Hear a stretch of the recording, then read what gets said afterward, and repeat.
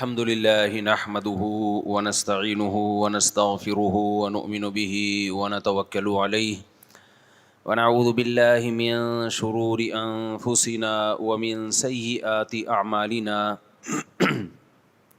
من يهده الله فلا مضل له ومن يضلله فلا هادي له ونشهد أن لا إله إلا الله وحده لا شريك له ونشهد أن سيدنا وحبيبنا وشفيعنا وسندنا محمدا عبده ورسوله صلى الله تعالى عليه وعلى آله وأصحابه وبارك وسلم تسليما كثيرا كثيرا أما بعد فأعوذ بالله من الشيطان الرجيم بسم الله الرحمن الرحيم وما آتاكم الرسول فخذوه وما نهاكم عنه فانتهوا وقال النبي صلى الله عليه وسلم من أحدث في أمرنا هذا ما ليس منه فهو رد۔ قرآن مجید کی ایک آیت اور نبی صلی اللہ علیہ وسلم کی ایک حدیث پڑھی ہے۔ اللہ تعالیٰ سے دعا ہے اللہ تعالیٰ صحیح طرح سے بات کہنے کی، سننے کی، سمجھنے کی، اور پھر ہم سب کو اللہ تعالیٰ عمل کی توفیق عطا فرمائے۔ 10 محرم عاشورہ کا دن آنے والا ہے۔ اس حوالے سے آج بہت اہم باتیں کرنے کا ارادہ تھا۔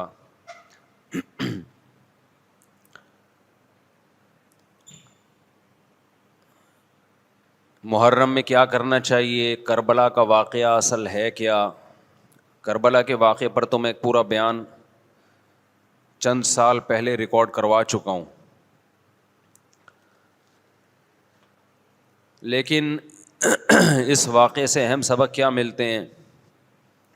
محرم میں ہم کون سے ایسے کام کر رہے ہیں جس سے ہم اللہ کے غضب کے مستحق ٹھہر رہے ہیں؟ یہ چند باتیں ہیں جس پر انشاءاللہ آج میں بات کروں گا۔ اللہ تعالیٰ ہم سب کو عمل کی توفیق عطا فرمائے اور حق کہنے کی توفیق عطا فرمائے۔ دیکھو ایک بات خوب اچھی طرح سمجھ لو، اسلام 1400 سال پہلے مکمل ہو چکا ہے۔ کسی واقعے کی وجہ سے اسلام کو تبدیل نہیں کیا جاتا، بلکہ اسلام کی روشنی میں اس واقعے کے جو تقاضے ہیں ان پر عمل کیا جاتا ہے۔ ہمارے ہاں ہو یہ رہا ہے، واقعات کی بنیاد پہ مسائل نکالے جا رہے ہیں۔ 10 محرم کا دن سیدنا حسین ابن علی رضی اللہ عنہ کی شہادت سے پہلے بھی عظیم تھا، اور سیدنا حسین ابن علی رضی اللہ عنہ کی شہادت کے بعد بھی عظیم دن ہے۔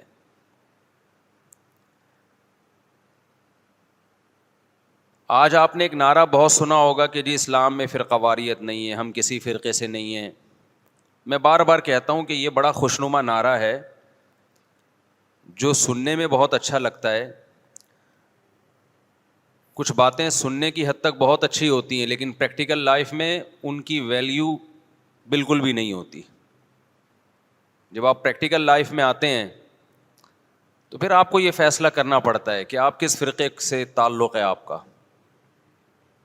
آپ سنی ہیں، شیعہ ہیں، معتزلہ ہیں، مرجیہ ہیں، قدریہ ہیں، ناصبیہ ہیں، کیا ہے آپ کا فرقہ؟ یہ کہہ دینا آسان ہے میرا کوئی فرقہ نہیں ہے۔ اس پر سب سے بڑا اشکال یہ ہوتا ہے، یہ میں اس لیے فرقے کی بات کر رہا ہوں کہ آپ کو بھی طے کرنا پڑے گا کہ آپ یا تو شیعہ بن جاؤ بھائی یا سنی بن جاؤ، ایک طرف ہو جاؤ آپ۔ محرم میں شیعہ بنے ہوئے ہوتے ہیں، رمضان میں سنی بنے ہوئے ہوتے ہیں، ربیع الاول میں بریلوی بنے ہوئے ہوتے ہیں، تو پتہ ہی نہیں چلتا کہ ٹکتا ہی نہیں ہے کسی ایک جگہ۔ اور یہ جو نعرے ہیں نا کہ اسلام میں فرقے نہیں ہیں، یہ ویسے ہی قرآن و سنت کی روشنی میں غلط ہیں۔ اسلام میں 73 فرقے، حدیث میں آتا ہے میری امت 73 فرقوں میں ڈیوائیڈ ہوگی، جن میں ایک جنتی ہوگا اور 72 جہنمی ہوں گے۔ تو وہ ایک جنتی بھی تو فرقہ ہی ہوگا نا۔ جس نے عمل نہیں کرنا ہوتا نا وہ یہ کہہ کے جان چھڑاتا ہے کہ میرا کوئی فرقہ نہیں ہے، تاکہ وہ بے پیندے کے لوٹے کی طرح لڑکتا رہے، کبھی ادھر کبھی ادھر، کیونکہ عمل تو کرنا نہیں ہے اس نے.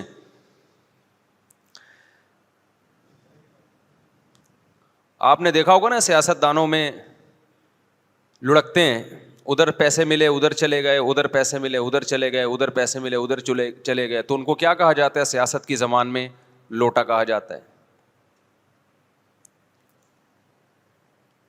بھائی تم ایک سیاسی جماعت کے بارے میں سوچو جو تمہیں صحیح لگے، پھر اس پہ ڈٹ جاؤ.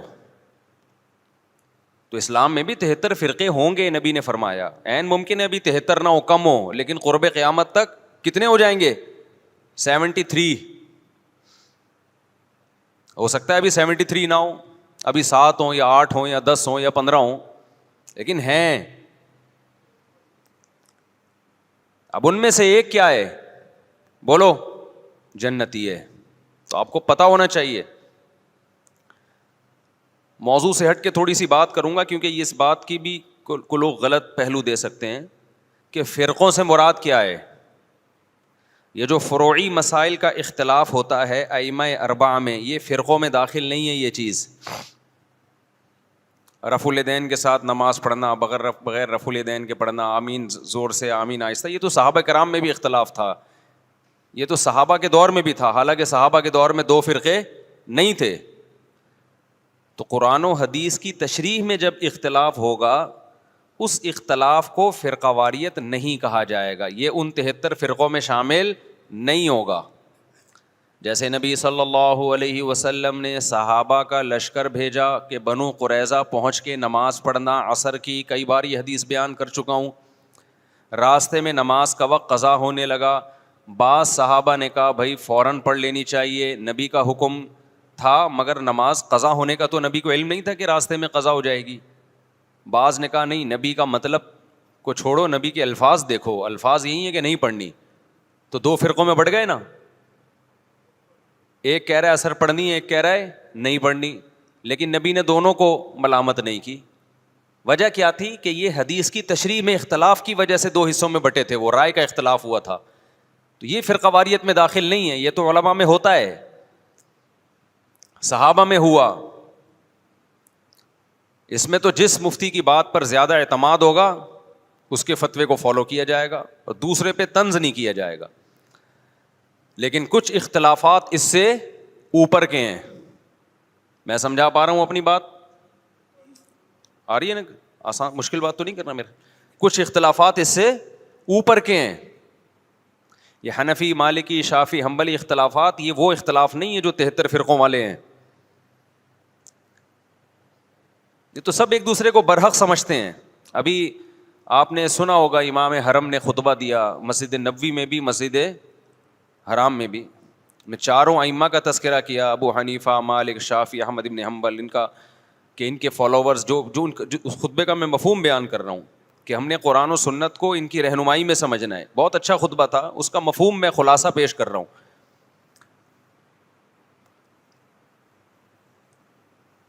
تو یہ اختلاف تو فروعی اختلاف ہے، لیکن کچھ اختلافات کیا ہوتے ہیں؟ اوپر کے ہوتے ہیں. بیسک بنیادی عقیدوں کا اختلاف، ختم نبوت کا اختلاف. چھوٹا اختلاف ہے بڑا اختلاف ہے؟ بڑا اختلاف ہے. قادیانی بھی اپنے آپ کو مسلمان کہتا ہے اور ہم قادیانی کو مسلمان نہیں مانتے. اب کوئی آپ سے پوچھے قادیانی ہو یا نہیں ہو، آپ بولے میں فرقوں کو نہیں مانتا، او بھائی تو جان چھڑا رہا ہے اپنی. آپ کو مینشن کرنا پڑے گا کہ آپ ختم نبوت کے قائل ہو یا نہیں ہو. اگر قائل ہو تو اس کا مطلب آپ قادیانی نہیں ہو. معتزلہ ایک فرقہ تھا اسلام میں، اس کی کچھ باقیات ابھی بھی ہیں. قدریہ ایک فرقہ تھا اسلام میں. خوارج ایک فرقہ تھا اسلام میں. بہت سے فرقے تو ہوئے، بنے اور تحلیل ہو گئے، اپنی اصل فارم میں رہے نہیں. کچھ لوگوں نے تقدیر کا انکار کیا، اسلام میں ایسے فرقے بھی پیدا ہوئے. اب تقدیر کا جو انکار کیا انہوں نے، یہ چھوٹا اختلاف تھا یا بڑا اختلاف تھا؟ بولو، بولنا پڑے گا آپ لوگوں کو پلیز. یہ بڑا اختلاف تھا، کیونکہ تقدیر کا عقیدہ تواتر سے ثابت ہے، تواتر سے. اس کا انکار انسان کو گمراہ بنا دیتا ہے، اسلام نہیں مانتا ایسے شخص کو. کچھ لوگوں نے زکوٰۃ کا انکار کیا ابو بکر کے دور میں رضی اللہ عنہ. یہ چھوٹا اختلاف تھا، بڑا اختلاف تھا، بڑا اختلاف. ایک فرقہ وجود میں آیا، حضرت ابو بکر نے تلوار اٹھا کے ان کے خلاف جہاد کیا. جبریہ ایک فرقہ تھا، انہوں نے کہا کہ ہم مجبور ہیں، ہم جو عمل کرتے ہیں اپنے اختیار سے نہیں کرتے، گن پوائنٹ پہ اللہ ہم سے کرواتا ہے، چاہے نیکی ہو چاہے برائی ہو، ہمارے ارادے کا کوئی دخل نہیں ہے. جبکہ اسلام کیا کہتا ہے؟ فمن شاء فلیؤمن ومن شاء فلیکفر. تم اپنے اختیار سے نیکی بھی کرتے ہو، اپنے اختیار سے گناہ بھی کرتے ہو. ہاں یہ پہلے سے لکھا ہوا ہے، اللہ کے علم میں ہے کہ کون کیا کرے گا، تو اسی کے حساب سے کرے گا وہ، لیکن کرے گا اپنے اختیار سے. تو یہ بھی ایک فرقہ وجود میں آیا. ایک فرقہ وجود میں آیا جس نے کہا کہ ہم قیامت کے دن بھی ان آنکھوں سے اللہ کا دیدار نہیں کر سکتے.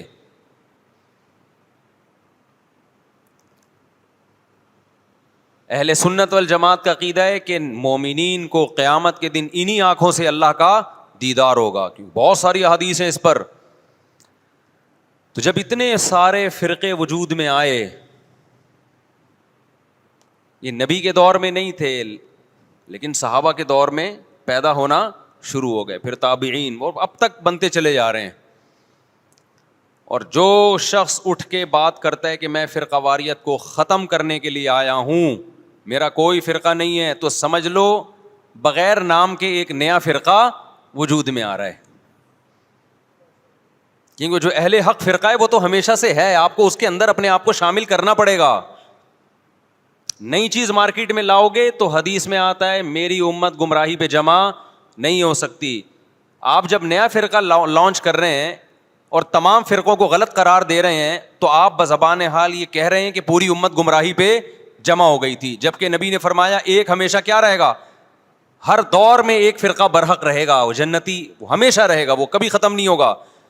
تو آپ کو چاہیے یہ تھا کہ جب آپ نئی چیز مارکیٹ میں لائے تو آپ کو کہنا چاہیے تھا میں صحیح والے فرقے کو فالو کر رہا ہوں جو یہ ہے، دلائل سے اس کو ثابت کرتے. جب آپ نے سب کو غلط قرار دے دیا تو اس کا مطلب آپ خود غلط ہیں، پھر آپ خود ایک نئی چیز لا رہے ہو مارکیٹ میں. اب یہاں سے آپ لوگ کی سمجھ میں آنا ختم. یہ بات سمجھا کے بھائی تھک گئے ہیں ہم یار، اب مان لو. تو فرقوں کی یہ جو باتیں کر رہے ہیں نا، زیادہ تر ہمارا کوئی فرقہ نہیں، کسی فرقے ٹوپی ڈرامہ ہے بھائی. تو کتنے سارے فرقے پیدا ہونا شروع ہو گئے. خوارج پیدا ہوئے جنہوں نے حضرت عثمان کو قتل کر دیا. خوارج کیا تھے کہ امیر کی اطاعت نہ کرنا اور باتیں یہ کرنا کہ ہم سسٹم تبدیل کرنا چاہتے ہیں، ہم برائی کو برداشت نہیں کر سکتے، ہم غلط چیز کو برداشت نہیں کر سکتے. تو حضرت عثمان پہ انہوں نے اعتراضات کرنا شروع کیا، آپ کا یہ کام غلط، یہ کام غلط. جو مخلص صحابہ تھے انہوں نے اگر حضرت عثمان سے اختلاف کیا ادب کے دائرے میں، مشہور حدیث ہے حضرت زید ابن حارثہ رضی اللہ عنہ سے لوگوں نے کہا کہ حضرت عثمان کی بعض پالیسیوں پہ ہمیں اعتراض ہے، آپ ان کو نصیحت کیوں نہیں کرتے؟ تو انہوں نے کہا میں تمہارے سامنے تھوڑی نصیحت کروں گا، وہ امیر ہیں، میں نے اگر ان کو سمجھانا ہوگا عزت کے ساتھ بند کمرے میں ان سے بات کروں گا، تمہیں خوش کرنے کے لیے تھوڑی کروں گا میں. تو یہ وہ لوگ تھے کہ جن کو امیر سے اگر اتفاق ہوتا، امیر سے اگر کسی بات پہ اختلاف ہوتا تو یہ شورش برپا نہیں کرتے، فتنہ نہیں پھیلاتے. اور جو فتنہ پرست ہوتے ہیں وہ لوگوں میں جا جا کے حکومت کے خلاف بغاوت کی ترغیبیں دے رہے ہوتے ہیں، اٹھو تلوار سے ان کو سیدھا کرو. تو تلوار تو نہیں چلتی، اس تلوار سے فائدہ تو نہیں ہوتا. اس تلوار سے کیا ہوتا ہے؟ مسلمان آپس میں لڑ پڑتے ہیں، امن خراب ہوتا ہے. نبی صلی اللہ علیہ وسلم نے ارشاد فرمایا خوارج کے بارے میں، یہ ایک ایسا فرقہ ہے، فرمایا ان کی عبادت ایسی ہوگی کہ تم ان کی عبادت کو دیکھ کر اپنی عبادت کو کم سمجھو گے. نیک اتنے ہوں گے دیکھنے میں. اور آپ صلی اللہ علیہ وسلم نے فرمایا ان کی تلوار ہمیشہ مسلمان کے خلاف اٹھے گی، بت پرست اور غیر مسلم ان سے محفوظ ہوں گے.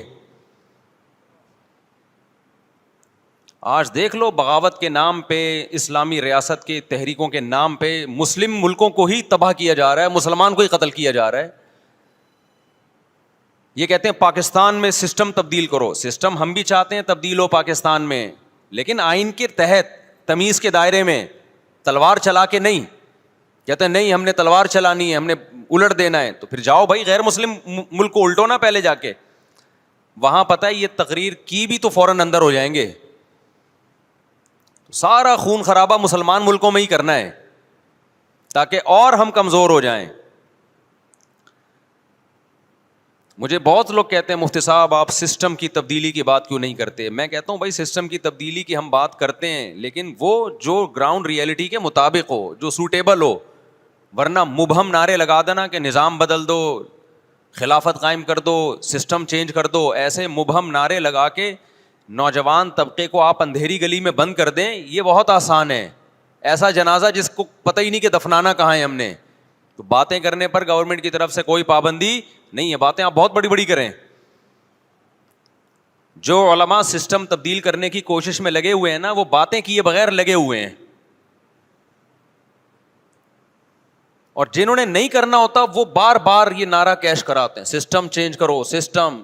یہ ملا لوگ مسجدوں میں بند ہو کے بیٹھ گئے ہیں، یہ مدرسوں میں بند ہو کے بیٹھ گئے ہیں، یہ تسبیحیں ہاتھ میں لے کے بیٹھ گئے ہیں. آج کل ہر آدمی اٹھ کے نا ملا لوگوں کو اس طرح سے برا بھلا کہہ رہا ہے، یہ ملا لوگ کچھ بھی نہیں کرتے، یہ مدرسوں میں بند ہو کے بیٹھ گئے، یہ دم درود کر رہے ہیں. بات کرو سسٹم کی تبدیلی کی. تو آپ کون سا سسٹم تبدیل کر رہے ہو بھائی؟ آپ بھی تو باتیں پھینک رہے ہو. اور جن ملا لوگوں کو آپ کہتے ہو نا یہ مدرسوں میں بند ہو کے بیٹھ گئے، کبھی آؤ ہم مدرسوں کی سیر کراتے ہیں آپ کو، تو پتہ چلے گا وہ سسٹم کی چینجنگ کے لیے کتنے مؤثر اقدام کر رہے ہیں. اور اب تک جو پاکستان میں اسلام بچا ہوا ہے وہ بھی انہی کی محنت کی وجہ سے بچا ہوا ہے. خالی پیلی کے دعوے، بس باتیں. ایک تو آج کے دور میں جس نے مشہور ہونا وہ مولویوں کو برا بھلا کہنا شروع کر دے، اس کا منجن دبا کے بکتا ہے مارکیٹ میں. یہ سارے مولوی ایسے، سارے مولوی ایسے. لوگ کہتے ہیں ایک مسیحا آ گیا ہے بھائی، سب کو غلط کہہ دیا، اب یہ ہے صحیح. لیکن ان تلوں میں تیل ہوتا نہیں ہے، باتیں ہوتی ہیں باتیں. تو میں فرقوں کی بات کر رہا تھا محرم کے حوالے سے کہ آپ کو یہ مینشن کرنا پڑے گا آپ کدھر کے ہو، ادھر ہو یا ادھر ہو. تو میں عرض کر رہا تھا کہ اسلام میں بہت سارے فرقے پیدا ہوئے. ایک فرقہ پیدا ہوا جس نے کہا کہ قیامت کے دن ہم اللہ کا دیدار نہیں کر سکتے. تو ان تمام فرقوں میں صحیح کون ہے غلط کون ہے، اس کے لیے جو اہل حق لوگ تھے انہوں نے ایک معیار قرار دیا کہ یہ عقیدے جن کے ہوں گے تو ہم اس کو فرقہ ناجیہ سمجھیں گے، وہ فرقہ جو نجات پانے والا ہے. اور جن کے یہ عقیدے نہیں ہیں ہم ان کے بارے میں یقینی نہیں کہہ سکتے کہ قیامت کے دن ان کی نجات ہو جائے گی. وہ اللہ کی مرضی ان کو بخشتا ہے کہ نہیں بخشتا. اب آپ کہہ سکتے ہیں بھائی یہ علماء کیسے ٹھیکیدار بن گئے کہ بتائیں کہ یہ والا فرقہ جنتی ہے باقی کیا ہیں، باقیوں کی کوئی گارنٹی نہیں ہے. تو علماء ٹھیکیدار نہیں تھے، علماء چوکیدار تھے. انہوں نے چوکیداری کی کہ قرآن و سنت کی روشنی میں غلط چیز کو اسلام کی طرف منسوب نہ ہونے دو. انہوں نے دیکھا کہ نبی صلی اللہ علیہ وسلم نے اس بارے میں ہمیں کیا ہدایات دی ہیں کہ جب فرقے اتنے سارے بن جائیں گے کون صحیح ہوگا کون غلط، تو خود پیغمبر ہی سے صحابہ نے پوچھا ہوگا نا. تو ہم اس حدیث پہ دیکھتے ہیں، معیار یہ بنایا. یہاں تک بس آ گئی. یہ بہت امپورٹنٹ بیان ہے، اس کو ہلکا نہ سمجھیں آپ لوگ. پھینکتا رہتا نا میں یہاں بیٹھ کے، آپ واہ واہ کرتے رہتے، واہ واہ واہ واہ میرا کوئی فرقہ نہیں ہے، میرا کوئی فرقہ نہیں ہے، میں قرآن حدیث کی بات مانتا ہوں. تو قرآن حدیث کا لیبل تو ہر آدمی لگا رہا ہے. جس کے پاس بیٹھ جاؤ قرآنی آیات اور احادیث پڑھے گا اور اپنی مرضی کی تشریح کرنا شروع کر دے گا اس کی. جناب پروفیسر غامدی صاحب بھی قرآن حدیث کی بات کرتے ہیں، رجم کا انکار کرتے ہیں. وہ کہتے ہیں کہ کل آپ کا امتحان ہے تو آج رمضان کا روزہ چھوڑ سکتے ہیں. یہ دعویٰ وہ قرآن حدیث کی روشنی میں کرتے ہیں. آئی بات سمجھ میں؟ جب ان سے کہا جائے قرآن تو کہہ رہا ہے کہ سفر میں آپ نہ چھوڑ سکتے ہو روزہ، اور بیماری میں، پیپر نہ سفر ہے نہ بیماری ہے. تو وہ اجتہاد کرتے ہیں کہ دیکھو سفر میں روزہ چھوڑنے کی اجازت ہے، چونکہ مشقت ہوتی ہے نا، ٹینشن ہوتی ہے، پریشانی ہوتی ہے، تو امتحان میں بھی پریشانی ہے، قوم کا مستقبل داؤ پہ لگ جائے گا، لگا دیا نا قرآن و حدیث کی روشنی میں۔ پھر ان سے جب سوال پوچھا جائے کہ اچھا جی اگر سفر میں روزہ چھوڑنا ٹینشن کی وجہ سے، ہم تو کہتے ہیں چاروں ائمہ کا اجماع ہے ٹینشن وجہ نہیں ہے، سفر ہی وجہ ہے، چاہے ٹینشن نہ بھی ہو، لیکن اگر اس کی ریزن ٹینشن ہے تو جس سفر میں پھر ٹینشن نہ ہو، آرام دہ سفر ہو، اس میں روزہ چھوڑنے کی اجازت نہیں ہونی چاہیے۔ یہاں آ کے وہ ڈنڈی مار جاتے ہیں کہ نہیں جی پھر بھی روزہ آپ چھوڑ سکتے ہو سفر میں۔ بھائی سفر میں آپ نماز کو مختصر کرو گے، 4 کی 2 پڑھو گے، چاہے ٹینشن ہو یا نہ ہو، تو سفر پہ مدار ہے، ٹینشن پہ نہیں ہے۔ حامد صاحب کہتے ہیں ٹینشن پہ مدار ہے، لہذا امتحان میں بھی ٹینشن ہے، چھوڑ دو آپ روزہ۔ تو بھائی اگر ٹینشن پہ مدار ہے تو سفر میں اگر آپ سہولت سے سفر کر رہے ہو تو پھر 4 کی 2 کی اجازت نہیں ہونی، پھر پوری 4 ہونی چاہیے۔ تو یہ اصول فقہ ہے جو جناب غامدی صاحب نے نہیں پڑھا۔ اصول فقہ میں یہ چیزیں پڑھائی جاتی ہیں کہ کون سی دلیل کدھر فٹ کرنے کی ہے تاکہ مغالطہ نہ ہو۔ یہ علماء پڑھتے ہیں، یہ آج کل جو اسکالرز آ رہے ہیں وہ نہیں پڑھتے، لہذا وہ فیصلہ بھی نہیں کر سکتے کہ قرآن کی کون سی آیت کدھر فٹ ہو سکتی ہے کدھر نہیں ہو سکتی۔ سمجھتے ہو کہ نہیں سمجھتے ہو؟ تو اب 73 فرقے جہنم میں، 72 جہنم میں، 1 جنت میں، تو وہ ایک بھی فرقہ ہی ہوگا نا؟ یا یہ کہنا کہ اسلام میں کوئی فرقہ ہی نہیں ہے؟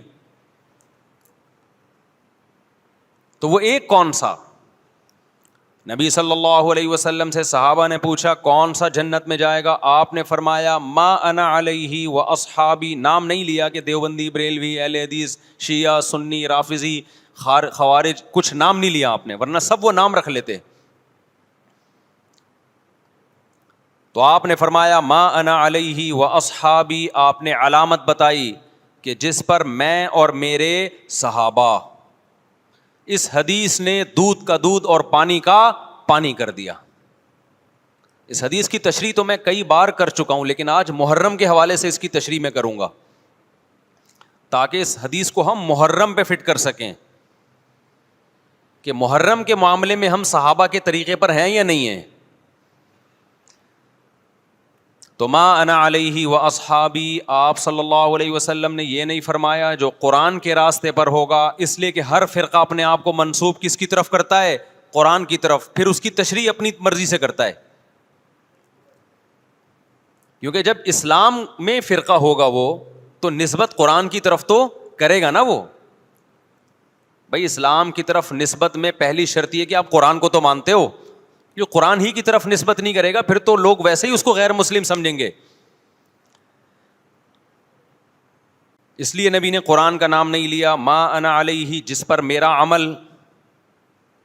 اس سے پتہ چلا قرآن کی ایسی تشریح کرنا جس پر پیغمبر کا عمل نہیں تھا، یہ تشریح معتبر نہیں ہے۔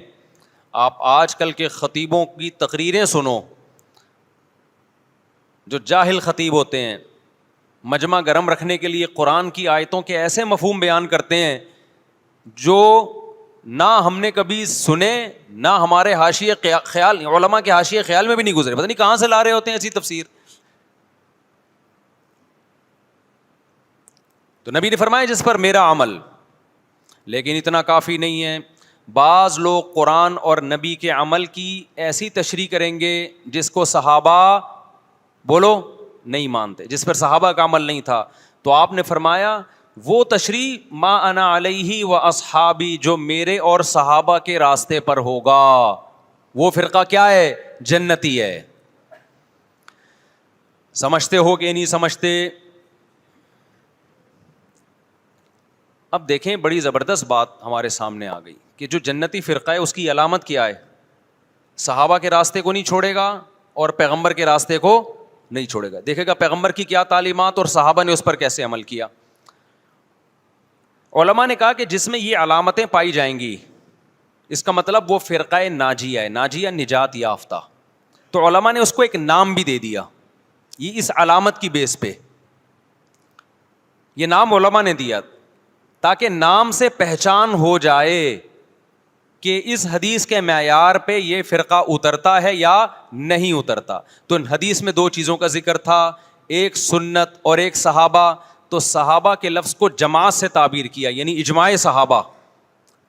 صحابہ کا جو اجماع ہے نا اس کے خلاف نہ ہو, صحابہ کے راستے سے نہ ہو, اس کو الجماع کہا گیا, اور نبی کے طریقے کو سنت کہا گیا. تو اس لیے اس فرقے کا نام جو نجات یافتہ تھا, اسلاف نے نام رکھا اہل السنت والجماعہ. کھوپڑی شریف میں بات آ گئی, اہل سنت والجماعت جو حدیث کو بھی مانتے ہیں اور صحابہ کو بھی مانتے ہیں. لیکن ظلم یہ ہوا کہ بہت سے لوگ جو نہ سنت کو مانتے نہ صحابہ کو مانتے, انہوں نے اپنا نام اہل سنت والجماعت رکھ لیا. حالانکہ نام میں کچھ نہیں رکھا, اصل کیا ہونا چاہیے, کام وہ ہونا چاہیے جو سنت اور جماعت کے مطابق ہو. تو اب یہ نہیں کہ جو فرقہ بھی اہل سنت والجماعت کا لیبل لگا کے آ جائے آپ نے اس کو جنتی ماننا شروع کر دینا. نا نا نا نا نا, آپ نے علامت دیکھنی ہے کہ اس میں اہل سنت والجماعت والی علامتیں پائی جاتی ہیں, وہ عقیدے ہیں جو اہل سنت والجماعت کے ہیں, پھر تو ہم مانیں گے, ادروائز اس کو ہم فرقہ ناجیہ میں نہیں مانیں گے. بات آ رہی ہے سمجھ میں کہ نہیں آ رہی ہے؟ تھوڑی علمی پیچیدہ بحث ہو گئی میرا خیال ہے آج. یہ فرقہ واریت نا ایک بڑا ٹاپک بن چکا ہے, ہر آدمی فرقہ واریت کے نام پہ منجن بیچ رہا ہے کہ میں فرقہ واریت نہیں مانتا, میں یہ مانتا ہوں. ابے تو بس کر دو یار, بس کرو. آپ باتیں کرنے پر گورنمنٹ کی طرف سے کوئی پابندی نہیں ہے, پریکٹیکل لائف میں نہیں چلتا یہ سب کچھ. تو جو اہل سنت والجماعت سچی مچی کے تھے, اب اہل سنت والجماعت میں بھی ہر آدمی اہل سنت والجماعت بنا ہوا ہے. اہل سنت والجماعت کی جو شارٹ فارم اردو میں آئی اس کو سنی کہا گیا, سنت سے نکلا یہ لفظ. اس کو کیا کہا گیا؟ بولو نا کیا ہو گیا؟ سنی. یہ اہل سنت والجماعت کی کیا ہے؟ کیونکہ اتنا ٹائم نہیں تھا پاکستانیوں کے پاس کہ وہ اتنا لمبا نام لیتے اہل سنت والجماعت, تو انہوں نے اس کو کیا کہنا شروع کر دیا؟ وی آر سنی. تو ہم کیا ہیں بھائی؟ فرقہ ہم 73 فرقوں میں ہمارا فرقہ کون سا ہے؟ ہم سنی ہیں, جو اہل سنت والجماعت کی شارٹ فارم ہے. یہاں تک بات کھوپڑی شریف میں آ گئی. اب جو سنی ہے نا ان کے کچھ مخصوص عقیدے ہیں, وہ عقیدے ہوں گے تو آپ سنی ہوگے, وہ عقیدے نہیں ہے تو آپ سنی نہیں ہے. لیبل لگاتے رہو. جیسے وہ بار بار میں چٹکلا سناتا ہوں نا کہ ایک آدمی نے چاول کی بوری پر, چینی کی بوری پر چاول لکھا ہوا تھا. لوگوں نے پوچھا بھائی اندر چینی ہے باہر چاول, کہتا ہے مکھیوں کو دھوکہ دینے کے لیے, مکھیاں بہت بیٹھتی ہیں. تو لیبل کیا لگا دیا چاول کا, اندر کیا ہے؟ چینی. تو ایسے ہی بہت سے لوگ لیبل یہ لگاتے ہیں کہ اہل سنت والجماعت ہم سنی ہیں. لیبل انہوں نے سنی کا لگا دیا, اس فرقے کا لگا دیا جس کو ہم نجات یافتہ سمجھتے ہیں, لیکن اندر مال جو پڑا ہوا ہے وہ سنی والا مال نہیں ہے. تو یاد رکھو چاول کے لفظ سے کیا مکھی دھوکہ کھا سکتی ہے اور بوری پہ نہ آئے؟ تو کیا سنی کے لفظ سے فرشتے دھوکہ کھا سکتے ہیں؟ یہ معاذ اللہ, اللہ دھوکہ کھا سکتا ہے جبکہ اندر مال سنی والا نہیں ہو. یہ ہو سکتا ہے کیا؟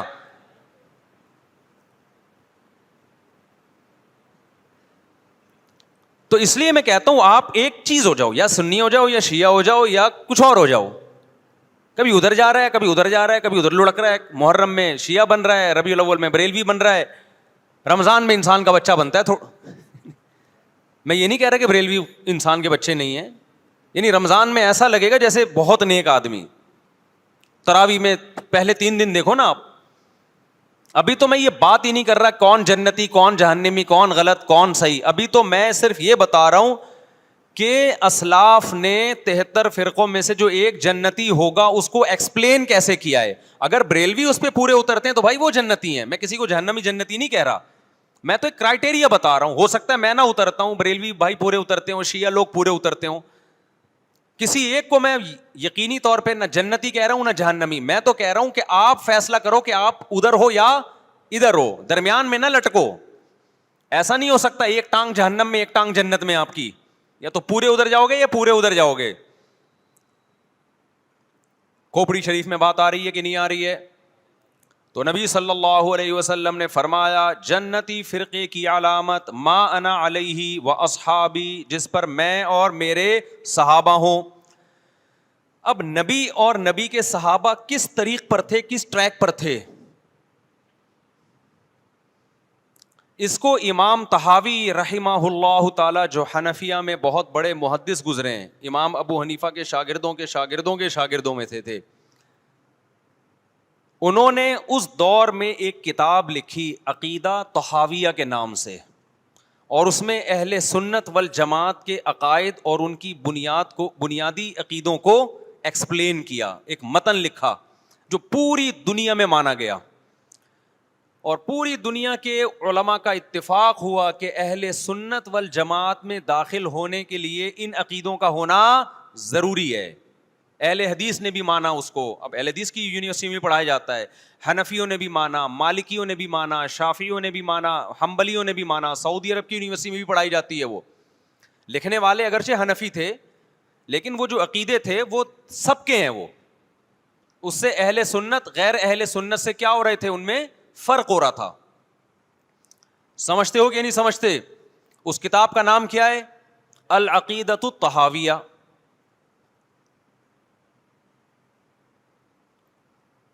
وہ کتاب جو لکھی گئی ہے نا، پوری دنیا نے اس لیے مانی کہ اس میں ہر عقیدے میں قرآن اور سنت اور اجماع صحابہ، ان تین کو بنیاد بنایا گیا ہے. قرآن سے ہو، اور قرآن کی ایسی تشریح جو حدیث مانتی ہو، اور قرآن اور حدیث کی وہ تشریح جو صحابہ مانتے ہوں. لہذا اس وقت پوری دنیا میں جو اہل حق علماء تھے ان کا اتفاق ہو گیا، اور اب تک یہ اتفاق چلا آ رہا ہے کہ جو ان عقیدوں سے ہٹے گا وہ یا تو قرآن کے راستے پر نہیں ہے، یا نبی کے راستے پر نہیں ہے، یا صحابہ کے راستے پر نہیں ہے. اٹ مینس کہ وہ اہل سنت والجماعت سے خارج ہے. خارج کہہ کے ہم اس کو کافر نہیں کہہ رہے، کافر کہنا نہ کہنا یہ ایک الگ بحث ہے، کچھ کافر ہیں کچھ کافر نہیں ہے، لیکن وہ نجات یافتہ فرقوں میں نہیں ہے. بہرحال وہ اس فرقے میں نہیں ہے جس کی نبی صلی اللہ علیہ وسلم نے جنت میں جانے کی گارنٹی لی ہے. سمجھتے ہو کہ نہیں سمجھتے ہو؟ اب ان عقیدوں میں کیا ہے بھائی؟ وہ یہ کہ اہل سنت والجماعت جب بھی کوئی مسئلہ نکالیں گے اس کی بنیاد چار چیزیں ہوں گی: قرآن، حدیث، اجماع امت. یعنی ایسی تشریح کبھی نہیں کی جائے گی قرآن و سنت کی جو امت کے اجماع کے خلاف ہو، کیونکہ امت حدیث میں بہت دفعہ یہ کہ امت گمراہی پہ جمع نہیں ہو سکتی. آپ ایسی تشریح کسی حدیث کی کر رہے ہیں جو کوئی بھی نہیں مانتا اب تک، اس کا مطلب آپ گمراہی پھیلا رہے ہیں. اور چوتھی چیز ہے قیاس. بعض مسائل قرآن و حدیث میں واضح نہیں ہیں لیکن قرآن اور حدیث میں ان کی طرف اشارے ہیں، تو مجتہد کیا کرتا ہے کہ وہ قرآن و حدیث کے ان معنی اور مضمون میں غوطے لگا کے وہ مسائل کا استنباط کرتے ہیں، زمانے کے حساب سے نئے نئے مسائل اخذ کرتے ہیں. سمجھتے ہو کہ نہیں سمجھتے؟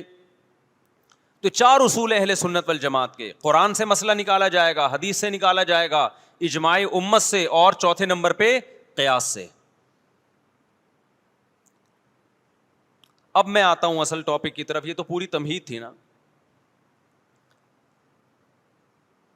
اس بات میں دو رائے نہیں ہو سکتی کہ سیدنا حسین رضی اللہ تعالی عنہ کو جو کربلا میں شہید کیا گیا یہ کائنات کا بدترین ظلم تھا.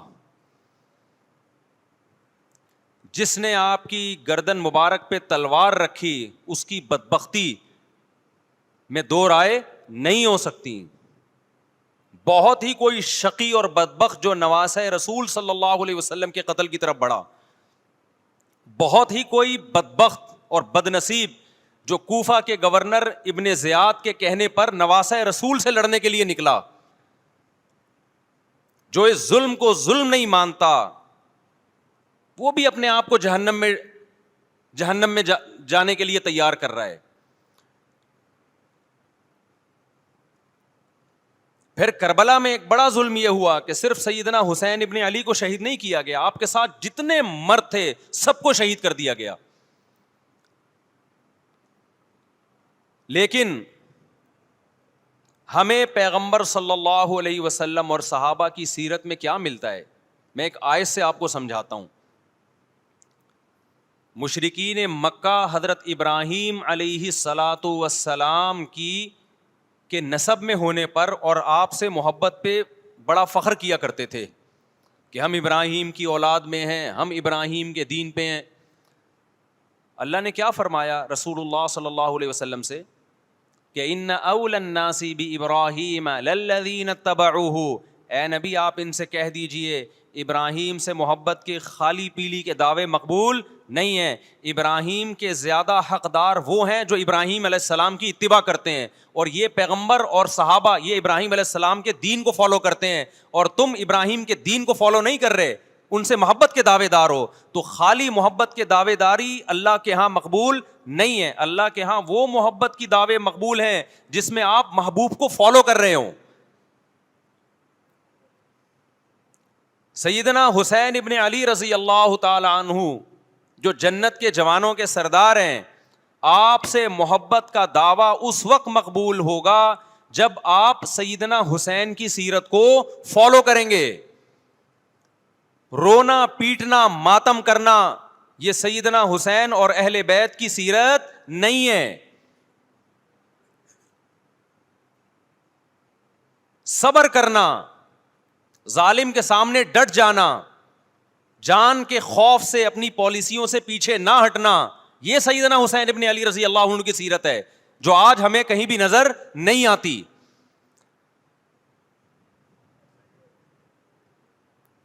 تو ہم نے بھائی دیکھنا ہے صحابہ کا طرز عمل کیا تھا. آپ بتاؤ صحابہ کو سیدنا حسین سے محبت تھی یا نہیں تھی؟ کیا غم کا پہاڑ ٹوٹا ہوگا جب اطلاع ملی ہوگی کہ سیدنا حسین ابن علی اور آپ کے اصحاب اور اہل بیت کو سب کو کربلا میں شہید کر دیا گیا ہے. کیا قیامت گزری ہوگی. کوفہ سے ایک شخص آیا نا, عبداللہ بن عمر سے پوچھنے لگا جو مارنے پر دم کا مسئلہ. انہوں نے فرمایا تم نے پیغمبر کے نواسے کو قتل کر دیا اور مسئلہ یہ پوچھ رہے ہو کہ جو مارنے پر دم آئے گا کہ نہیں آئے گا. ایک طرف تم نے پیغمبر کے نواسے کو قتل کر دیا کربلا میں, اور اب ہم سے آ کے مسئلہ پوچھتے ہو جو مارنا جائز ہے یا نہیں ہے. صحابہ کے ہاں یہ غم کم غم نہیں تھا. دیکھو حضرت معاویہ رضی اللہ تعالی عنہ کے ہاتھ پہ بھی حضرت حسین نے بیعت نہیں کی, لیکن بغاوت بھی نہیں کی. کیوں؟ بغاوت سے فتنے کا اندیشہ تھا. حضرت حسن جو حضرت حسین کے بڑے بھائی تھے, انہوں نے سیدنا معاویہ رضی اللہ تعالی عنہ کے ہاتھ پہ بیعت کی اور اس اختلاف کو ہمیشہ کے لیے اپنی کوشش کے مطابق ہمیشہ کے لیے ختم کر دیا. ختم ہوا نہیں ہوا ایک الگ بحث ہے, لیکن حضرت حسن کا مقصد کیا تھا کہ مسلمانوں کی دو جماعتوں کو میں آپس میں لڑتا ہوا نہیں دیکھ سکتا. لوگوں نے کہا آپ خلافت کے حقدار ہیں, آپ نے فرمایا میں دستبردار ہوتا ہوں سیدنا معاویہ کے حق میں. حضرت حسن بیعت ہو گئے حضرت معاویہ سے, اور یہ اختلاف کو کیا کر دیا؟ ختم. حضرت حسین بیعت نہیں ہوئے, لیکن حضرت حسین نے بغاوت بھی نہیں کی. ہر ایک کی اپنی رائے تھی, حضرت حسن کی اپنی رائے تھی. ان کا خیال تھا کہ بیعت ہونا مسلمانوں کے لیے زیادہ مفید ہے, ایک پاورفل حکومت ہوگی, ایک طاقتور ریاست ہوگی, ورنہ لڑتے رہیں گے آپس میں. حضرت حسین کا موقف یہ تھا کہ میں بغاوت تو نہیں کروں گا لیکن بیعت بھی نہیں ہوں گا, کیونکہ اگر بیعت ہو گیا تو اس سے جو خلفائے راشدین کے دور میں جو خلیفہ کی سلیکشن کا طریقہ تھا وہ طریقہ ختم ہو جائے گا. تو میں اگر اس طریقے کو نہیں لا سکتا تو اس کے خلاف کو پروموٹ بھی نہ کروں میں. یہ بھی ایک رائے تھی. میں سمجھا پا رہا ہوں اپنی بات؟ بھائی رائے کا اختلاف ہوتا ہے نا. نبی صلی اللہ علیہ وسلم نے فرمایا اذا اجتہد المجتہد فإن اصاب فلہ اجران وإن اخطأ فلہ اجر واحد. جب کوئی مجتہد اللہ کی رضا کو سامنے رکھ کے اجتہاد کرتا ہے, صحیح اور غلط کا فیصلہ کرنے بیٹھتا ہے, رائے یعنی اس کا مقصد اللہ کی رضا ہو, تو اگر وہ درست نتیجے پہ پہنچے تو 2 ثواب, غلط نتیجے پہ پہنچے تو بھی 1 نیکی اس کو ملتی ہے, اس لیے کہ اس کے بس میں جو خیر خواہی کے لیے جو تھا وہ اس نے کر دیا. رائے کا اختلاف ہوتا ہے. تو حضرت حسن رضی اللہ تعالیٰ عنہ بیعت ہوئے حضرت معاویہ کے ہاتھ پہ. سیدنا حسین نہ بیعت ہوئے اور نہ آپ نے بغاوت کی, خاموشی اختیار کی. حضرت معاویہ رضی اللہ تعالی عنہ نے سیدنا حسین کو تلوار کی زور سے بیعت پر مجبور نہیں کیا، بلکہ نواسہ رسول کا خیال کیا اور وصیت بھی کی لوگوں کو. لیکن جب حضرت معاویہ کے بعد یزید جانشین ہوا، اس کی سب سے بڑی غلطی یہ تھی کہ اس نے نواسہ رسول صلی اللہ علیہ وسلم اور آپ کے ساتھ جو چند اہل بیت اور چند صحابہ تھے، اس وقت بھی حضرت حسین نیوٹرل تھے. نہ حضرت حسین نے بغاوت کا ارادہ کیا اور نہ بیعت کرنے کا ارادہ کیا. یزید ابن معاویہ کو چاہیے تھا کہ سیدنا حسین رضی اللہ عنہ کو اپنے حال پہ چھوڑ دیتا، اپنے والد کی طرح.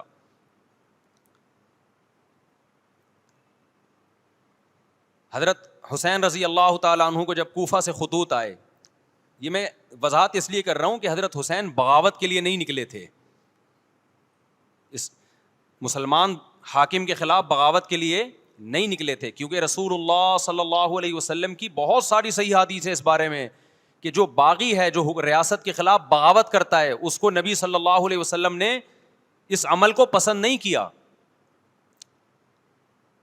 تو حضرت حسین رضی اللہ تعالیٰ عنہ کو کوفہ سے خطوط آئے کہ یہاں سارے کے سارے لوگ آپ کے ہاتھ پہ بیعت کرنے کے لیے تیار ہیں. ظاہر ہے جب کسی علاقے کے لوگ دارالخلافہ ہو اور سب بیعت ہونے کے لیے تیار ہوں تو پھر آپ کا جانا یہ بغاوت کا عمل نہیں کہلاتا. حضرت حسین رضی اللہ تعالیٰ عنہ اہل بیت کے ساتھ نکلے. کربلا میں جب پہنچے، مشہور واقعہ آپ 20 دفعہ سن چکے ہیں، وہاں جا کے آپ کو اطلاع ہوئی کہ وہ خبر غلط تھی اور عبید اللہ بن زیاد نے ایک پورا لشکر بھیجا سیدنا حسین رضی اللہ تعالیٰ عنہ کو مجبور کرنے کے لیے کہ میرے ہاتھ پہ آپ زبردستی بیعت ہو جائیں. حضرت حسین رضی اللہ تعالیٰ عنہ نے مطالبے رکھے کہ یا تو مجھے واپس جانے دیا جائے، اور اگر بیعت کرنا ہی ہے تو میں دمشق میں امیر کے ہاتھ پہ جا کے بیعت کروں گا. بہت معقول مطالبے تھے یہ. میرا مقصد ابھی کربلا کا واقعہ بیان کرنا نہیں ہے، اس پہ بہت کچھ کہا جا چکا ہے، خود میرا بھی بیان اس پہ تفصیل سے ہو چکا ہے. اس کے بعد بھی سیدنا حسین رضی اللہ تعالیٰ عنہ کو مجبور کرنا کہ عبید اللہ بن زیاد جو بدبخت انسان، جو قاتل تھا اہل بیت کا، اسی کے ہاتھ پہ لازمی بیعت ہوں، جبکہ وہ امیر بھی نہیں ہے، وہ گورنر ہے ایک علاقے کا. تو نواسہ رسول کا خیال نہ کرنا یہ بدترین ظلم تھا جو اس وقت حکومت سے ہوا ہے. حضرت حسین رضی اللہ تعالیٰ عنہ، دیکھو نبی صلی اللہ، آج ہم دیکھتے ہیں کہ جو بڑا آدمی ہوتا ہے نا، اس کی قربانیاں ہوتی ہیں، اس کی بڑی بڑی قربانیاں ہوتی ہیں. چھوٹے اپنے بڑوں کی قربانیوں کو کیش کراتے ہیں. آپ نے دیکھا ہوگا فلاں نے بڑی قربانیاں دیں اور بچے موج کر رہے ہیں، دیکھا نا آپ نے. لیکن اللہ تعالیٰ نے رسول اللہ صلی اللہ علیہ وسلم کے نسب کو اس سے محفوظ کیا. ہمارے نبی کے 2 بیٹے حسن حسین، آپ کی نسل حضرت فاطمہ سے چلی ہے، دونوں شہید ہوئے ہیں. اس میں بہت بڑی حکمت تھی کہ پیغمبر صلی اللہ علیہ وسلم نے سب سے پہلے تربیت اپنے گھر والوں کی ہے. آج لوگ باہر فنٹر بنے ہوئے ہوتے ہیں، تبلیغیں کر رہے ہوتے ہیں، اپنے گھر کی ان کو پرواہ نہیں ہوتی. نبی صلی اللہ علیہ وسلم نے سب سے پہلے جو تربیت کی ہے، کس کی ہے؟ حضرت حسن اور حسین کی ہے. تو جب کربلا میں آپ کو چاروں طرف سے گھیر لیا گیا اور آپ کو مجبور کیا گیا کہ آپ نے ابن زیاد کے ہاتھ پہ بیعت کرنا ہے، تو آپ نے اس ذلت کو گلے لگانے سے انکار کر دیا. آپ کو 100% یقین تھا کہ اتنے بڑے لشکر کے سامنے میں ٹھہر نہیں سکتا، اسباب کی دنیا میں فتح کی امید نہیں ہے. لیکن حضرت حسین رضی اللہ تعالی عنہ نے لڑنے کا فیصلہ کر کے اور شہادت کو قبول کرنے کا فیصلہ کر کے ابن زیاد اور اس زمانے کے حکمران جو اس قتل پہ راضی تھے، قیامت تک کے لیے ان پہ لعنت کے سلسلے کا دروازہ کھول دیا. بعض دفعہ اللہ بھی یہ چاہتے ہیں کہ بدبختوں کو ڈھیل ملے تاکہ ان کا جرم سنستدرجہم من حیث لا یعلمون. قرآن کہتے ہیں نا ہم ان کو ڈھیل دیں گے، ان کو برائی میں ہم آگے بڑھنے دیں گے، ایسے بڑھنے دیں گے کہ ان کو خود بھی پتہ نہیں چلے گا، تاکہ قیامت کے دن ان کا عذاب ان کو کئی گنا بڑھا کر دیا جائے. اب میرے بھائی ہمارے لیے کیا سبق ملتا ہے؟ جب یہ واقعہ ہوا عالم اسلام میں کوہرام مچ گیا. لیکن کیا اس واقعے کے بعد اہل بیت کی جو مقدس اور پاکیزہ عورتیں تھیں، کیا انہوں نے نوحہ کیا یا صبر کیا؟ آپ کا ضمیر کیا کہتا ہے، انہوں نے نوحے پڑے ہوں گے یا صبر کیا ہوگا؟ بولو بھائی، صبر کیا۔ عبداللہ بن عمر رضی اللہ تعالیٰ عنہ جو کوفہ والوں کو ملامت کیا کرتے تھے کہ تم جو مارنے کے مسئلے ہم سے پوچھتے ہو، تم نے حسین کا قتل کر دیا، تو یہ حضرت ابن عمر نے اسی لیے کہا نا کہ آپ کو اس کا غم ہوا تھا، تو ابن عمر کا عمل کیا تھا؟ کیا انہوں نے ماتم کیا؟ کیا انہوں نے چھوروں سے اپنے آپ کو مارا؟ حضرت حسین کا قتل بھی ظالمانہ، اور اس سے پہلے سیدنا عثمان کا قتل بھی ظالمانہ۔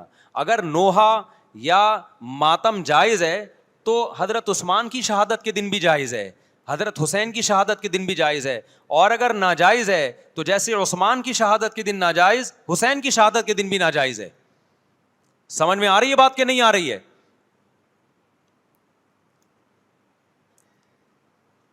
قرآن کیا کہتا ہے ایسے مواقع کے بارے میں؟ تلک امۃ قد خلت لہا ما کسبت ولکم ما کسبتم۔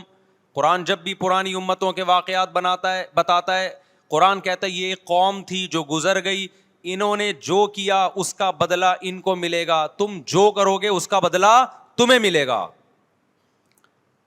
تو ہمیں اللہ نے اس واقعے میں بھی بتا دیا کہ سیدنا حسین کا واقعہ، کربلا کا واقعہ جب سنا کرو تو یہ سوچا کرو یہ قوم تھی جو گزر گئی، جس نے اچھا کیا، حسین ابن علی نے اچھا کیا، ان کو اس اچھائی کا بدلہ ملے گا۔ اور جو حضرت حسین کے قتل کے حضرت سیدنا حسین کے مبارک خون سے جن کے ہاتھ آلودہ ہوئے، کیونکہ قتل کیا نا انہوں نے، تو لہا ما کسبت، ان کو اس ظلم کا بدلہ بھی ملے گا۔ تو ہمارا کام کیا ہے؟ ہم نے فالو کرنا ہے حسین کے راستے کو، نہ کہ حسین کے نام پہ ہم نے ماتم کرنے ہیں۔ حسین کا راستہ کیا ہے جس کو ہم نے فالو کرنا ہے؟ اب میں چند چیزیں آپ کو بتاتا ہوں۔ سب سے پہلا سبق جو ہمیں کربلا میں ملتا ہے کہ عزت اور دین، ایک طرف دنیا ہے، دیکھو اگر حضرت حسین رضی اللہ تعالیٰ عنہ ابن زیاد کے ہاتھ پہ جا کے بیعت ہو جاتے، آپ کیا سمجھتے ہو بے تحاشا مال و دولت حضرت حسین پہ خرچ نہیں کرتا کیا وہ؟ جب ایک بڑا آدمی کسی کے ہاتھ پہ بیعت ہوتا ہے تو اس کو بھی تو فائدہ ہوتا ہے نا اس سے۔ اور کیا حضرت حسین کو یقین نہیں تھا کہ کربلا میں شہید ہو جاؤں گا؟ فتح اور نصرت کی اسباب کی دنیا میں کوئی امید نہیں تھی، مگر آپ نے اہل بیت کو کربلا میں رسوا کرنے پر عزت کی موت کو ترجیح دی ہے۔ آج اگر آپ میں یہ ظرف ہے کہ آپ عزت کی موت کو ذلت کی زندگی پر ترجیح دیتے ہو تو پھر آپ حسینی ہو۔ نہیں آئی بات؟ میرا خیال ہے سمجھ۔ سیدنا حسین کی سخاوت کے واقعات ہیں۔ سیدنا حسین باغی نہیں تھے رضی اللہ عنہ۔ پھر جو اہل بیت کا طرز عمل کیا تھا، محرم میں کیا کیا ہو رہا ہے میں آپ کو بتاتا ہوں۔ ان میں سے کوئی بھی عمل نہ ہمیں قرآن سے ملتا ہے نہ صحابہ سے ملتا ہے ہمیں۔ تو ما انا علیہ و اصحابی، جو جنتی فرقہ ہوگا اس کی جو علامتیں ہیں، تو جب آپ ان علامتوں کے خلاف چلو گے، صحابہ اور تابعین کو فالو نہیں کرو گے، تو آپ پھر اپنے آپ کو سنی کہنا چھوڑ دو۔ آپ بتاؤ مجھے اسلام میں کوئی مہینہ منحوس ہے؟ بولو نا، کوئی مہینہ منحوس ہے؟ تو آپ محرم کو منحوس کیوں کہتے ہو؟ لوگ مجھے کہتے ہیں مفتی صاحب فرقہ واریت پھیلا رہے ہیں۔ دیکھو فرقہ واریت جب پھیلا رہا ہوں جب میں کسی فرقے کے خلاف آپ کو کر رہا ہوں۔ میرے بیان شیعہ لوگ بھی سنتے ہیں، ملتے بھی ہیں، بہت دفعہ ایئرپورٹ پہ ملاقات ہوئی، بڑی عزت سے ملے، میں شیعہ ہوں لیکن آپ سے محبت کرتا ہوں۔ یہاں مسجد میں بھی آتے ہیں، میں نے کبھی کسی پہ طنز نہیں کیا۔ اس لیے میں بار بار کہتا ہوں جو شیعہ کا مذہب ہے اس کو کرنے دو، وہ سبیلے لگاتے ہیں، آپ ان کو مت چھیڑو، جا کے تنگ نہ کرو ان کو۔ وہ ماتم کرتے ہیں، آپ ان کو مت چھیڑو۔ وہ نوحے کرتے ہیں، وہ نوحے پڑھتے ہیں، آپ ان کو مت چھیڑو۔ لیکن آپ اپنی پوزیشن واضح کرو کہ آپ شیعہ ہو یا آپ سنی ہو، آپ تو ایک طرف ہو جاؤ نا۔ محرم میں اگر آپ مرثیے لگا کے گھوم رہے ہو گاڑیوں میں، اٹ مینز آپ سنی نہیں ہو۔ آپ نبی صلی اللہ علیہ وسلم کی حدیث ہے ہمارے پاس، ہم اہل سنت والجماعت ہیں، ہم سنت کو فالو کرتے ہیں. تو سنت کیا کہتی ہے؟ میتوں پہ گریبان چاک کرنا، میتوں پہ چیخ و پکار کر کے رونا. آپ نے فرمایا لیس منا، وہ ہم میں سے نہیں ہے. اور اس عمل پہ آپ صلی اللہ علیہ وسلم نے لعنت فرمائی ہے. لوگ کہتے ہیں حسین کی یاد میں رونا نبی کی سنت ہے. نبی صلی اللہ علیہ وسلم کو جب جبریل نے بتایا کہ حسین شہید ہوں گے، آپ روئے، اس لیے کہ اس وقت آپ کو یہ خبر ملی تھی. لیکن کیا ہر محرم میں آپ نے رونے کا پروگرام کیا ہے؟ یا صحابہ کو بیٹھ کے باقاعدہ رلایا ہے آپ نے؟ کیا ہو گیا بھائی؟ آپ کو بھی جب کربلا کا واقعہ کی خبر ملی آپ کی آنکھوں میں آنسو آ جائے، یہ نیچرل ہے، یہ حسین سے محبت کی علامت. لیکن ہر محرم میں باقاعدہ بٹھا کے رونے کا پروگرام کرنا، یہ حسین سے محبت کی علامت نہیں ہے، بلکہ شریعت میں ناجائز ہے یہ غموں کو بڑھانا. یہ کہاں سے جائز ہو گیا؟ حضرت عثمان بھی تو شہید ہوئے تھے، نبی صلی اللہ علیہ وسلم کے داماد تھے. ان کی یاد میں آپ رونے کو سنت کیوں نہیں کہتے؟ ہماری نظر میں حسین کا قتل بھی بہت بڑا ظلم، اور سیدنا عثمان کا قتل بھی بہت بڑا ظلم تھا. دونوں مظلوم تھے، دونوں مظلوم شہید تھے. ہمیں دونوں کی شہادت پہ غم ہے، لیکن اب اس غم کو مناتے نہیں ہیں. اسلام میں غم منانا سنت نہیں ہے. دیکھو جعفر طیار رضی اللہ عنہ، نبی کے چچا زاد بھائی، اہل بیت، جب آپ صلی اللہ علیہ وسلم نے ان کو لڑائی کے لیے میدان جنگ میں بھیجا، رومیوں سے لڑائی تھی. حضرت جعفر طیار کی 4 بیویاں تھیں. جب نبی صلی اللہ علیہ وسلم مسجد نبی میں بیٹھے، آپ کو فرشتوں نے اطلاع دی کہ جعفر طیار شہید ہو گئے. آپ صلی اللہ علیہ وسلم کی آنکھوں سے آنسو. یہ آنسو اس وقت نکلے جب عین شہادت کی اطلاع ملی ہے. اس وقت آنسوؤں کا نکلنا محبت کی علامت ہے. آپ نے صحابی رسول کو بھیجا کہ جاؤ آپ کی زوجات کو، بیویوں کو جا کے خبر دو کہ جعفر طیار شہید ہو گئے. کیا قربانی تھی صحابہ کی! آپ دیکھو ایسے جوان تھے جعفر طیار، خوبصورت جوان. غزوہ بدر میں جب مشرکین مکہ نے یہ نعرہ لگایا کہ حل میں مبارز، 3 سردار آئے، انہوں نے کہا پہلے تمہارے اندر سے 3 بہادر آئیں ہم سے لڑیں. دیکھو عربوں میں یہ ہوتا تھا کہ جب جنگ کے لیے 2 فوجیں آمنے سامنے کھڑی ہوتی تھیں تو پہلے دونوں طرف کے بہادر ترین لوگوں کی لڑائیاں ہوتی تھیں کہ جب تک دونوں میں سے ایک قتل نہیں ہوگا لڑائی شروع نہیں ہوگی. تو آپ کو پتا ہے کہ اس میں بہادر ترین لوگ نکلیں گے نا، جو لڑنا جانتے ہوں.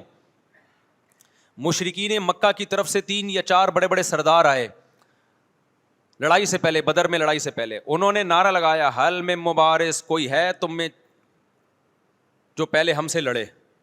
یعنی ادھر سے ہم 3 ہیں تو ادھر سے بھی کتنے چاہیے؟ 3 بندے.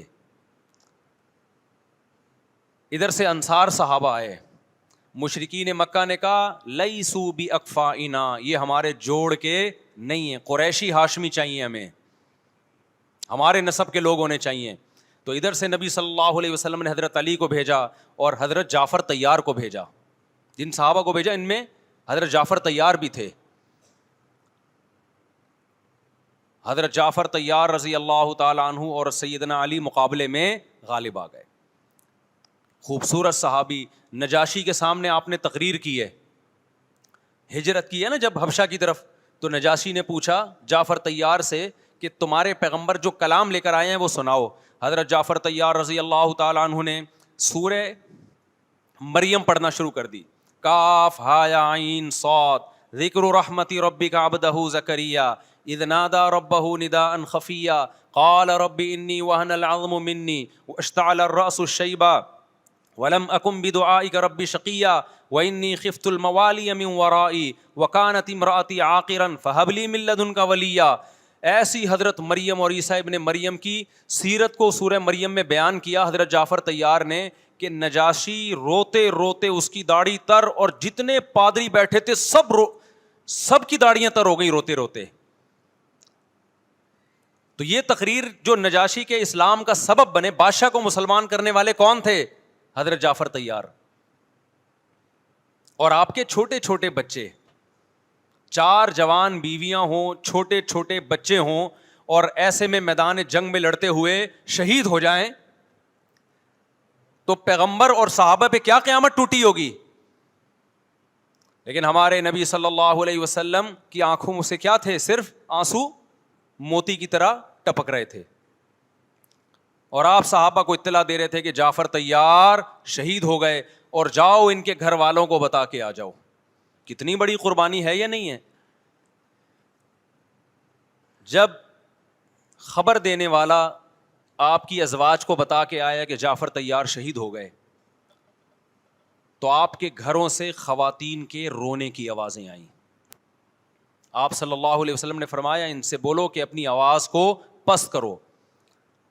پھر چیخو پکار کی آواز آئی تو آپ نے فرمایا کہ اگر دوبارہ چیخو پکار کی آواز آئے تو ان کے منہ پہ خاک پھینک دو. وہ شہید کی بیوہ تھیں, اور شہید بھی کتنے مقدس, ان کو بھی نبی صلی اللہ علیہ وسلم نے نوحہ کرنے کی اجازت نہیں دی. اس دن جس دن غم پہنچا ہے اس دن بھی چیخو پکار کی اجازت نہیں دی ہے. تو آپ بتاؤ اگلے سال اس تاریخ کو چیخو پکار کی کیسے اجازت مل جاتی؟ نہیں آئی میرا خیال ہے بات سمجھ میں. جب غم پہنچا ہے اس وقت چیخنے چلانے کی اجازت نہیں ہے. چھوٹے چھوٹے یتیم بچے, حضرت جعفر طیار کے چھوٹے چھوٹے یتیم بچے, کتنا غم ہوتا ہے جب چھوٹے چھوٹے بچے, ان کا باپ دنیا سے چلا جائے, کتنا ترس آتا ہے ان کے اوپر. تو ہمارے نبی کو بھی ان یتیم بچوں پہ بھی ترس آیا, ان بیواؤں پہ بھی ترس آیا. لیکن نہ نبی صلی اللہ علیہ وسلم چیخو پکار کر کے خود روئے, اور نہ آپ نے ان کی ازواج کو رونے کی اجازت دی ہے. سمجھ میں نہیں آ رہی میرا خیال ہے بات. میرا مقصد شیعوں پہ طنز کرنا نہیں ہے, ان کا جو مذہب ہے ان کو اس پہ چلنے دو. میرا مقصد ہے آپ اپنی پوزیشن واضح کرو کہ آپ ادھر ہو یا ادھر ہو. کسی کو تنگ مت کرو, نہ کسی پہ فتوے لگاؤ کفر اسلام کے, نہ کسی کو جہنمی قرار دو. اپنی پوزیشن آپ فیصلہ کرو کہ آپ اگر ادھر جانا ہے تو پورے ادھر چلے جاؤ. پھر یہ آدھا تیتر آدھا بٹیر والا معاملہ مت کرو. وہ ان کا مذہب ہے بھائی, ان کے علماء ان کو بتاتے ہیں کہ محرم میں کالے کپڑے پہننے ہیں, محرم میں ماتم کرنا ہے, محرم میں کو منحوس سمجھنا ہے, اس میں شادی بیانی کرنا. ان کے علماء ان کو بتاتے ہیں, ان کو چلنے دو اس پر. دنیا میں بہت سے فرقے ہیں, بہت سے مذہب ہیں, ہم کسی کو نہ ختم کر سکتے ہیں نہ کسی کے خلاف نفرت پیدا کر سکتے ہیں. اس سے کوئی چیز حاصل نہیں ہوگی. کسی سے نفرت کرنے کی ضرورت نہیں, کسی پہ فتوے لگانے کی ضرورت نہیں, لیکن آپ کو اپنی پوزیشن واضح کرنی پڑے گی کہ میں کہاں کھڑا ہوا ہوں. اگر آپ سنی ہو تو پھر اہل سنت والجماعت صحابہ تابعین کو فالو کرتے ہیں, حدیث کو فالو کرتے ہیں, اور حدیث میں ہمیں ماتم کرنا, نوحہ کرنا, گریبان چاک کرنا اس کی پرمیشن نہیں ہے, بلکہ اس سے روکا گیا ہے, اس عمل کو حرام اور ناجائز قرار دیا گیا ہے. بات آ رہی ہے سمجھ میں؟ باقی جو شیعہ حضرات کرتے ہیں, ہمارے دوست ہیں شیعہ, میں مذاق میں نہیں کہہ رہا, ملتے ہیں ہم سے, میں کبھی ان سے مذہب کے ٹاپک پہ بات نہیں کرتا, نہ ان کو کبھی چھیڑتا ہوں کہ آپ یہ کیوں کر رہے ہو, یہ کیوں نہیں کر رہے. بھائی اس کا مذہب ہے, وہ اس کا فرقہ ہے, جو کرنے دو اس کو, ہم نہیں کرتے, کیونکہ ہم اہل سنت والجماعت میں. سمجھ میں آ رہی ہے بات کہ نہیں آ رہی؟ پھر ربیع الاول کا مہینہ آئے گا, اس میں بھی آپ اپنی پوزیشن واضح کرو کہ آپ ادھر ہو یا ادھر ہو. دو فرقے ہیں, دیوبندی بریلوی. میں نہیں کہہ رہا کہ کون جنتی کون جہنمی, لیکن بر صغیر میں جن کو دیوبندی کہا جاتا ہے وہ نظر و نیاز تیجے 40 میں کے قائل بولو نہیں ہے. یہ ان کی کتابوں میں لکھا ہوا ہے, وہ اس کے قائل نہیں ہے. اگر کوئی بزرگ ان میں قائل گزرا بھی ہے تو وہ اس کا ذاتی تفرد ہے, اس کو علماء نے فالو نہیں کیا, اس کو ان کی اجتہادی غلطی قرار دیا ہے. ربیع الاول میں جلوس نکالنا یا مزار بنانا یا مزاروں پہ جانا اس نیت سے کہ وہاں جا کے ہم کوئی قوالی پڑھیں گے یا کچھ بھی, ہمارے ہاں قبرستان جانا صرف اس لیے ہے کہ آخرت کی یاد تازہ ہو, بس. اس کے علاوہ اور کوئی کانسیپٹ نہیں ہے. ہمارے ہاں قبر ایک بالش سے زیادہ اونچی بنانا جائز بولو نا نہیں ہے. قبر پکی کرنا جائز نہیں ہے. تیجے 40 میں کرنا جائز بولو نہیں. آج ایک صاحب آئے, کہنے لگے میری ساس کا 40واں ہے, فجر میں کہنے لگے مجھے, کہہ رہے میں نہیں گیا تو بڑا مسئلہ ہو جائے گا. میں نے کہا بھائی ایک فیصلہ کرو, گرین چینل یا وائٹ چینل, ایک طرف ہو جاؤ بھائی. کیونکہ وائٹ چینل میں یہ جائز نہیں ہے، نہ 40واں نتیجہ ہے. اب لوگ مذاق اڑاتے ہیں مر گیا مردود نہ فاتحہ نہ درود. بھائی کچھ بھی کہتے رہو تو پھر پورے ادھر کو ہو جاؤ، یا تو پورے وائٹ ہو جاؤ یا پورے کیا ہو جاؤ، پورے گرین ہو جاؤ. پھر تیجا بھی کرو، 40واں بھی کرو، برسی بھی کرو، اور پھر اس کے بعد جھنڈے بھی لگاؤ ہرے رنگ کے. میں نہیں کہہ رہا دیوبندی صحیح ہے یا بریلوی صحیح ہے، دیکھو میں یہ بحث نہیں کر رہا، میری بات کو غلط نہ لے کے جانا. میں کہہ رہا ہوں آپ اپنی پوزیشن واضح کرو، صحیح غلط تو اگلا مرحلہ ہے. آپ کیا ہو، آپ کو تو یہی نہیں پتا چل رہا. آپ ربیع الاول میں ہرے جھنڈے لے کے گھوم رہے ہو، رمضان میں آپ وائٹ چینل بنے ہوئے ہو، محرم میں آپ بلیک چینل بنے ہوئے ہو، تو پتہ ہی نہیں چل رہا تو ہے کیا بھائی. جب 73 فرقوں میں ایک جنتی ہے تو ایک کو فالو کرو نا جس کو جنتی سمجھتے ہو. اگر آپ سمجھتے ہو کہ بلیک چینل یا شیعہ فرقہ جنتی ہے تو پورے شیعہ ہو جاؤ بھائی. اگر آپ سمجھتے ہو بریلوی فرقہ جنتی ہے تو پورے بریلوی ہو جاؤ. تو جس کو سمجھتے ہو وہ بن جاؤ، لیکن پورے بنو، ادھورے مت بنو، آدھا آدھا نہ لو. بات سمجھ میں آ رہی ہے؟ میں پھر بتا رہا ہوں، نہ میں کسی کو جنتی کہہ رہا ہوں نہ جہنمی. میں یہ نہیں کہہ رہا دیوبندی جنت میں جائیں گے یا بریلوی جائیں گے یا شیعہ جائیں گے، یہ تو اللہ فیصلہ کرے گا. ہم تو وہ کریں گے جو ہماری کھوپڑی میں آ رہا ہے. ہماری کھوپڑی میں یہ آ رہا ہے کہ جس کو بھی کرو تو ایک کو کرو پورا، تاکہ ایک طرف ہو جاؤ. آدھے تیتر آدھے بٹیر مت بنو آپ، اور دوسرے کو چھیڑو بھی نہیں. چھیڑنے کی بھی ضرورت نہیں ہے. کوئی جو کر رہا ہے وہ کہ بھائی اس کا مذہب ہے. دیکھو ہندو مندر میں جاتا ہے نا، ہماری رائے کے مطابق صحیح کر رہا ہے غلط کر رہا ہے، غلط کر رہا ہے، لیکن ہم چھیڑتے ہیں کیا؟ اسلام نے اجازت دی اس کو چھیڑنے کی کہ ہندو جا رہا ہے اس کو پکڑ کے لا کیوں جا رہا ہے بھائی؟ اسلام بولا ہے بھائی لکم دینکم ولی دین، تمہارے لیے تمہارا دین، ہمارے لیے ہمارا دین. لا اکراہ فی الدین، دین میں زبردستی نہیں ہے، جو کر رہا ہے اس کو کرنے دو. تبھی اسلامی تاریخ میں کوئی ایک مندر بھی ہمارے علم میں نہیں ہے کہ اس میں ہندوؤں پہ پابندی لگی ہو کہ مندر نہیں جا سکتے. جب تک اسلامی حکومتیں رہی ہیں، ہندوستان میں 1000 سال مسلمانوں نے حکومت کی ہے. اگر ہندوؤں کو مندر جانے سے روک دیتے تو آج یہ مندر ختم ہوتے. اسلامی حکومت جب ختم ہوئی ہے تو بھی مندر لاکھوں کی تعداد میں مندر تھے. اسلام مسجد جانے کا حکم دیتا ہے یا چرچ جانے کا؟ بولو. مسجد. چرچ جانے کو غلط سمجھتا ہے کیونکہ وہاں غیر اللہ کی، عیسیٰ ابن مریم کی عبادت ہو رہی ہے. لیکن کیا اسلام آپ کو پرمیشن دیتا ہے کہ کوئی عیسائی چرچ جا رہا ہو تو آپ اس کو روکو کہ تو کیوں جا رہا ہے بے، مسجد میں آ؟ اجازت دیتا ہے؟ یا اسلام یہ کہتا ہے کہ اس سے بدتمیزی شروع کر دو آپ؟ بولو کیا ہو گیا؟ آپ کو سبق یاد کرا رہا ہوں میں. بدتمیزی شروع کر دو. یا اسلام یہ اجازت دیتا ہے کہ اس سے اچھا سلوک نہ کرو؟ قطعاً اجازت نہیں، بلکہ قرآن تو کہہ رہے ہیں ان اللہ یحب المقسطین. جو غیر مسلم تم سے لڑ نہیں رہے میدان جنگ میں، ان سے تمہیں اچھا سلوک کرنا پڑے گا، کیونکہ اللہ اچھا سلوک کرنے والوں کو پسند کرتا ہے. صحابہ کرام غیر مسلموں کو بھی ہدیے دیا کرتے تھے، نبی صلی اللہ علیہ وسلم نے یہودیوں کو بھی ہدیے دیے ہیں. تو جو مذہب اسلام کی طرف منسوب نہیں ہے، جب ہمیں ان سے اچھے سلوک کا حکم ہے، تو جو مذہب اسلام کی طرف منسوب ہیں، قطع نظر اس سے کہ وہ اس دعوے میں سچے ہیں یا جھوٹے، یہ تو بحث ایک الگ ہے، لیکن نسبت کس کی طرف کر رہے ہیں؟ اسلام کی طرف. تو ہمیں ان سے بدتمیزی بدسلوکی کی کہاں سے اجازت ہوگی؟ تو میں نہیں کہہ رہا کہ آپ شیعہ بریلویوں سے دشمنی کرنا شروع کر دو، ان کی دعوتیں اٹینڈ نہ کرو، ان سے کاروبار چھوڑ دو، یا ان کو جا جا کے تنگ کرو، کیوں سبیل لگا کے بیٹھے ہو، کیوں ماتم کر رہے ہو. یہ کام مت کرو آپ. ہمارا ملک اس فرقہ واریت کا متحمل نہیں ہے، سے فساد پھیلتا ہے. لیکن اپنی پوزیشن آپ واضح کرو. ایک لکیر ہے آپ کھینچ دو. اگر کوئی شخص آپ کے سامنے صحابہ کو برا بھلا کہتا ہے، آپ بولو بھائی یہ میری باؤنڈری کیا ہو رہی ہے، کراس.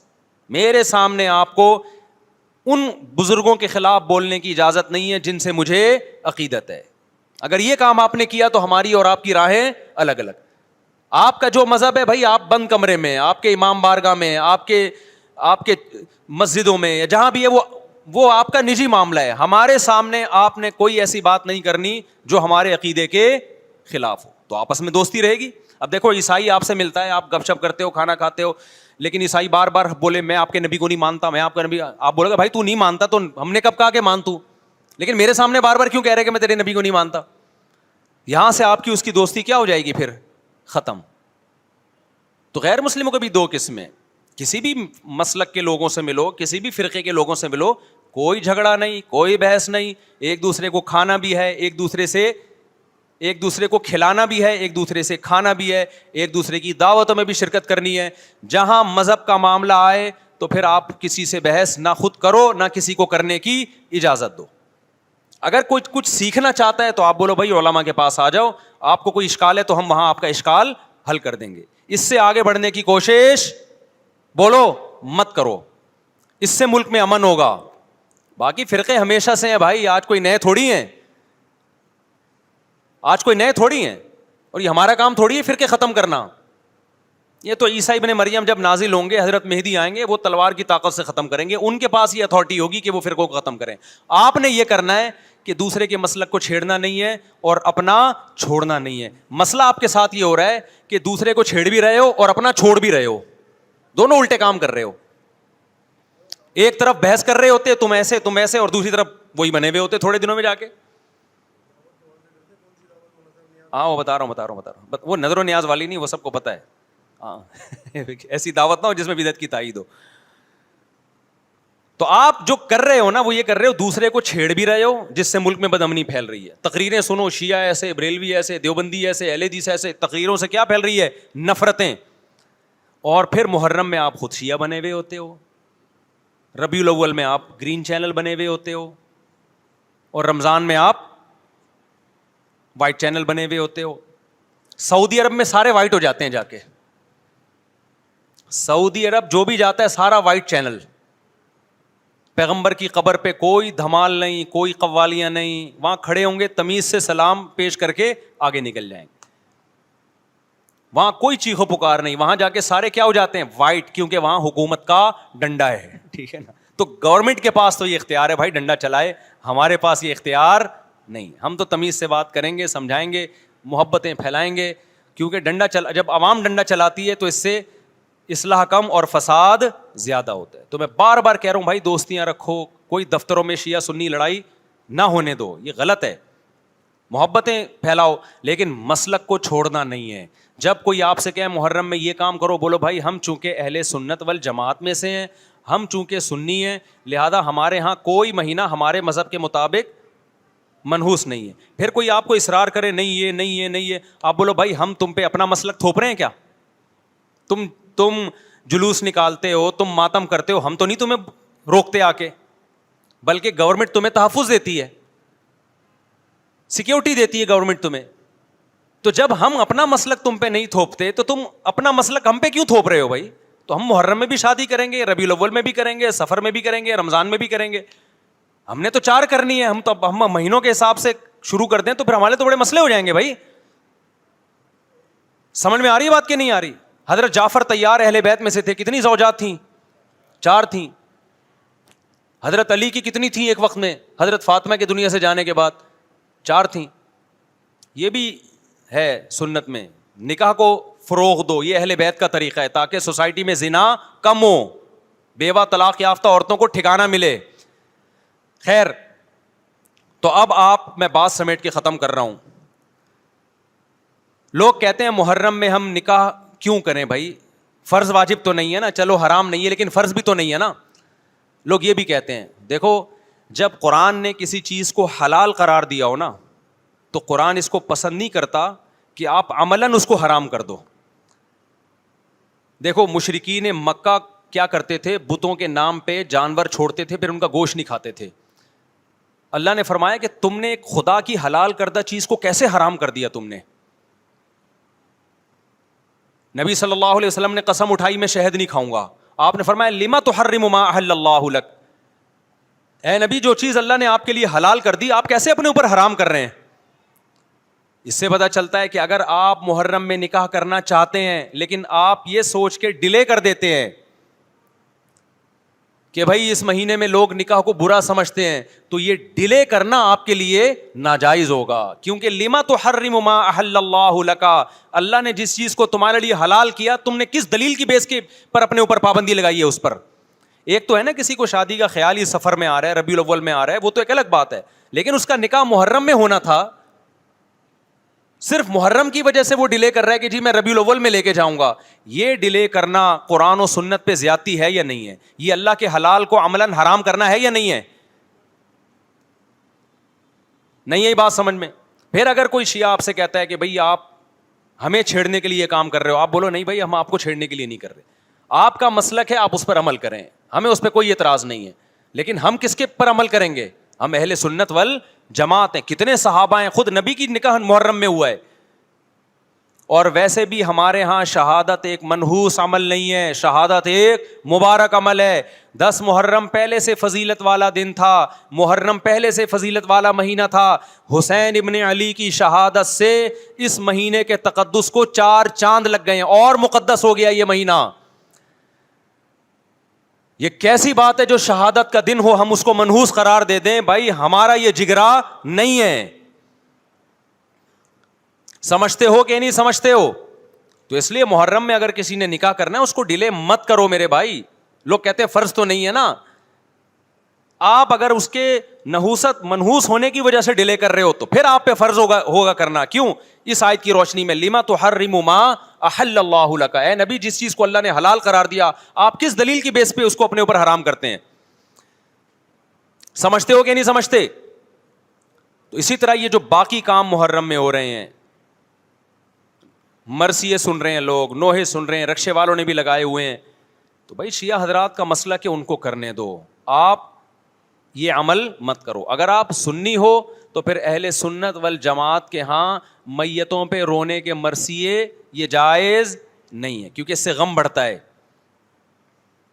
ہمارے نبی نے جعفر طیار رضی اللہ عنہ کی زوجہ کو, جن کا حقیقی غم تھا اس وقت, ان کو نہیں رونے دیا. تو ہمیں کیسے آپ صلی اللہ علیہ وسلم چیخو پکار کی اجازت دیں گے؟ اسی طرح محرم میں سبیلیں لگانا, اس کی بھی کوئی دلیل نہیں ہے. سیدنا حسین ابن علی وہ تو پیاس ظلم سے شہید ہوئے. وہ ایک طرف آپ کہتے ہیں وہ پیاسے تھے, ان کو پانی نہیں ملا, دوسری طرف آپ اس دن میں لوگوں کو پانی پلا رہے ہیں, تو اس کی لاجک بھی نہیں بنتی کوئی. اسلام نے 10 محرم کو روزے کا دن قرار دیا, روزہ اور سبیل جمع نہیں ہو سکتے. سمجھتے ہو کہ نہیں سمجھتے؟ آپ کہہ سکتے ہیں کسی کو پانی پلانے پر کون پابندی لگا سکتا ہے؟ پانی پلاؤ بھائی پورے سال, اسپیسیفک ان دنوں میں کیوں پلا رہے ہیں آپ؟ تو جو شیعہ حضرات ہیں ان کا مسلک ہے, ان کو کرنے دیں. میں بار بار اس لیے کہہ رہا ہوں ایسا نہ ہو چھیڑ چھاڑ شروع کر دے جا کے. پہلے ہی ملک میں لڑائیاں بہت ہو رہی ہیں, دوبارہ ایک نئی جا کے پتہ یہاں بھی سبیل لگی ہوئی ہے, جا کے ان کو چھیڑنا شروع کر دو. سبیل کیوں لگا؟ چھیڑنے کی اجازت نہیں ہے کسی کو. آپ نہ لگائیں نہ پئیں, بولے بھائی ہمارے لیے محرم ایسا ہے جیسے دوسرے مہینے ہوتے ہیں. 4 مہینے محترم ہے, محرم, رجب, ذیقعدہ, ذی الحجہ. تو جتنا ذیقعدہ ذی الحجہ ہے اتنا ہی محرم اور رجب ہے. تو جیسے ان مہینوں میں نارمل رہتے ہو اسی ان میں بھی ہم نے ایسے ہی رہنا ہے. سمجھتے ہو کہ نہیں سمجھتے ہو؟ اور حلیم کی دیگیں مت پکاؤ محرم کی راتوں میں. حلیم کھا سکتے ہو جب چاہو اس خاص ان دنوں میں. اور ویسے بھی جو لوگ پوری رات حلیم کے دیگڑے میں گھوٹے لگاتے ہیں صبح روزہ نہیں رکھتے. وہ کیا خیال ہے جب آپ پوری رات دیگڑے میں گھومتے رہو گے؟ دیکھا نہیں یہ پوری رات دیکھ کے اندر گھومتے رہتے ہیں, جیسے موت کے کنویں میں نہیں بائک چلاتا بندہ, تو صبح روزہ رکھے گا ایسا آدمی؟ تو یہ ساری چیزیں آپ کو اس کام سے روکتی ہیں جو سنت سے ثابت. تو اللہ تعالیٰ ہمیں محرم میں وہ کچھ کرنے کی توفیق عطا فرمائے جس کی ہمیں اللہ, اس کے رسول اور صحابہ نے پرمیشن دی ہے, اور ان تمام باتوں سے اللہ ہمیں بچنے کی توفیق عطا فرمائے جس سے اللہ, اس کے رسول اور صحابہ نے ہمیں بچنے کا حکم دیا ہے. اللہ تعالیٰ سمجھنے کی, عمل کی توفیق عطا فرمائے. وما علینا الا البلاغ.